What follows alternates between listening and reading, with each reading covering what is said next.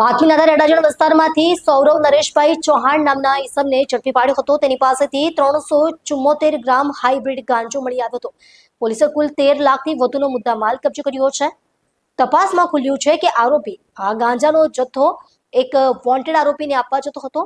SOG હવે આ નેટવર્કના અન્ય સભ્યો સુધી પહોંચવા માટે આગળની તપાસ કરી રહી છે.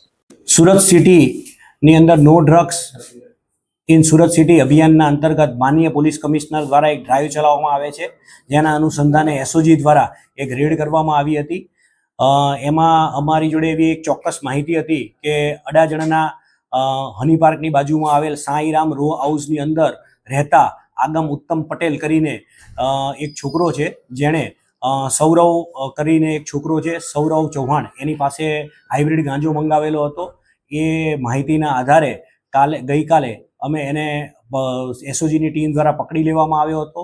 એની જોડેથી 374 ગ્રામ યાની કે 13,09,000નો મુદ્દામાલ, એક એક્સેસ મોબાઈલ ફોન, વજન કાંટો, આવું બધું